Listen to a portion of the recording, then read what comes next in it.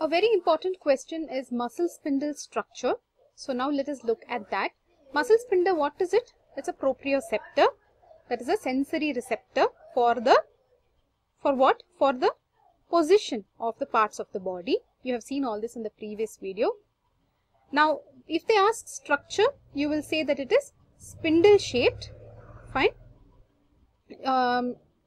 Basically, it is present in skeletal muscle. Okay, that and all we have covered in previous video. It is proprioceptor, which is in skeletal muscle. It is a stretch receptor. It is spindle shaped. Spindle shaped means what? It is centrally bulged and it will have two tapering ends. That is what spindle means, right? Have you seen spindle? See here, this is like tapering at two ends and it is bulged in the center. This one entire thing. Okay, that is one spindle. Here there is one more spindle, slightly, very slightly bulged. This is actually very thin, kind of a spindle. So these are the muscle spindles. Okay. Now muscle spindles, they are spindle shaped. They are centrally bulged. They have two tapering ends. Okay. What are they actually? They are modified skeletal muscle fibers. And they are those fibers are intrafusal muscle fibers. Okay.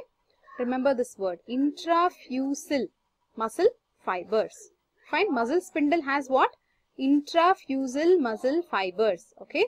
About 10 muscle fibers enclosed in connective tissue forms one muscle spindle. How many muscle in one muscle spindle? How many intrafusal fibers will be there? 10 intrafusal fibers. About 10. You should use the word about 10. It could be 5 to 12. So about 10 intrafusal fibers will be enclosed in connective tissue. This is another word that you need to remember.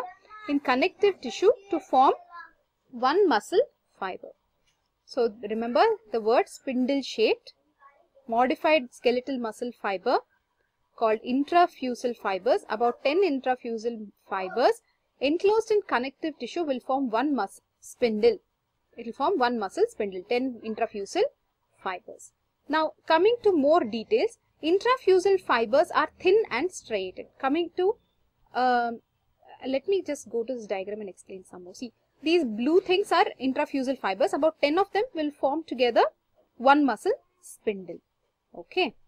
Now look at the intrafusal fibers structure. They are thin and striated. Fine. They are thin and striated. Intrafusal fibers are thin and striated. There are two types of intrafusal fibers. You have two types of intrafusal fibers. In this diagram also you can see that we have drawn one thin and one fat one, right? So totally there will be 10 intrafusal fibers in one muscle spindle, like about 10, okay. These fibers can be of two types. It can be the bag one or the chain one. I'll tell you what it is. Nuclear bag fibers, nuclear chain fibers. See, the bag fibers is kind of bulged in the center. They'll have lot of nuclei like a bag. See, this is nuclear bag fiber. This is nuclear chain fiber because you can see the nuclei are in chain format. So you have two types of intrafusal fibers, the nuclear bag fibers and the nuclear chain fibers. Now more to this we have to add. What are these orange ones? These are extrafusal fibers. They are nothing but the skeletal muscle fibers itself. And the intrafusal fibers are arranged parallel to the extrafusal fibers.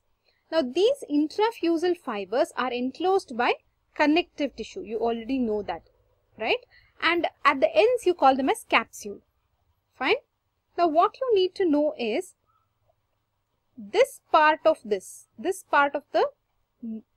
intrafusal fiber. See this part. Let me use this color. This part what you see here, this is the bulged part. This is non-contractile. Fine. These don't actually contract. But the corner, those two parts contract. These contract. See, this is the other part. This also contracts. Now, let us just look at whatever we studied so far. Muscle spindle is spindle shaped. It has intrafusal fibers. There will be about 10 in number in one muscle spindle.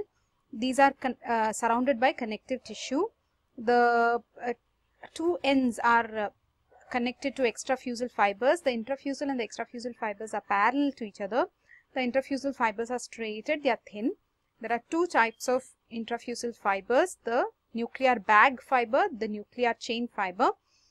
These fibers are non-contractile in the center, so their only work is to do reception, right? Proprioception. And in the two sides, two corners, you have the ones which are going to contract also. Fine. Now, when somebody asks you structure, you should also mention nerve supply. However, we'll deal with nerve supply in the next video.